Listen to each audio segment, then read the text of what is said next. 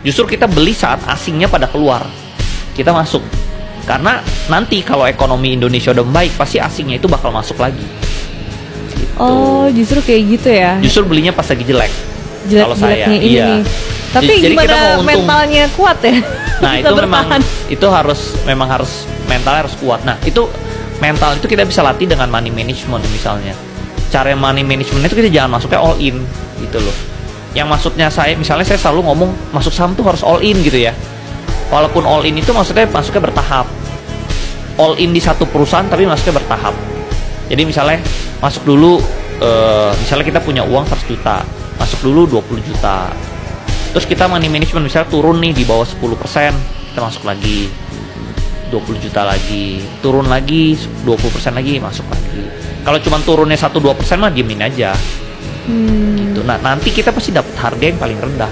Begitu dia nanti bullish, asing masuk, kita udah di dalam, kita dapat harga paling rendah, kita untung.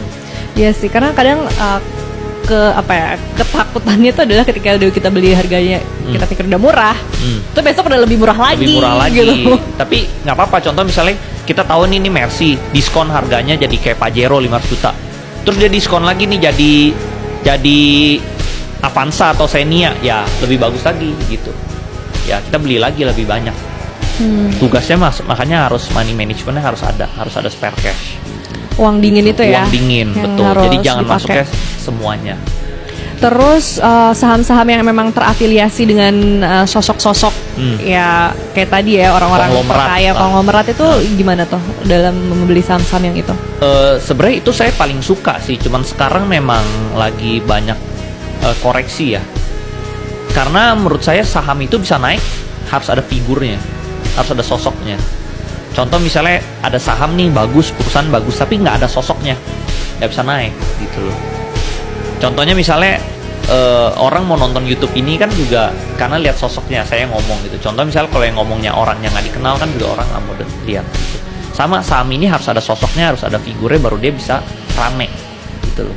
Kalau nggak ada figurnya ya nggak bisa rame, walaupun perusahaannya bagus gitu. Jadi tetap masih riskan ya ketika itu terafiliasi dengan sosok-sosok konglomerat. Ya jadi kayak pedang bermata dua lah. Kalau bagus dia bisa bagus banget.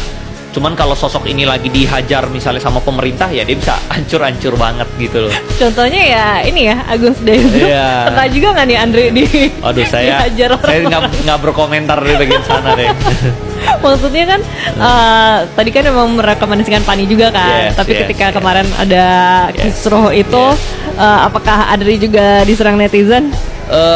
Saat dia turun ya dari 19.000 itu kan dia turun ya ke 10.000. Padahal penurunan ini ya karena isu-isu itu tadi pagar laut dan lain-lain. Tapi yang diserang saya. Gitu. Padahal kan bukan saya kan cuma investor ya. Bukan saya yang punya perusahaannya gitu. Jadi beneran ada yang iya, jadi investor satu Indonesia tuh kan akhirnya turun kan gitu. Padahal dari udah naik 3.000%, mereka nggak terima kasih gitu. Begitu turun dikit yang disalahin saya gitu kan. Gitu. Jadi kena serangan netizen nih. Betul, tapi menurut saya kalau saya harusnya pemerintah support harusnya kalau dari pihak saya ya.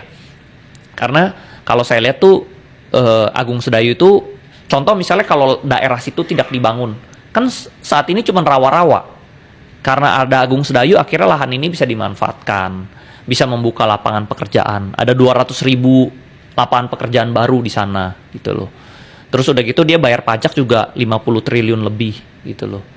Terus jadi salah satu kota baru lah yang bersih, nggak ada pedagang kaki lima gitu ya, nggak ada tukang minta-minta. Jadi ya menurut saya harusnya disupport gitu loh. Iya, itulah emang banyak masih menuai pro dan kontra juga ya. Betul karena nggak semua orang bisa bikin hal seperti ini. Jadi ada orang Indonesia yang bisa bikin seperti ini, harusnya kita support lah.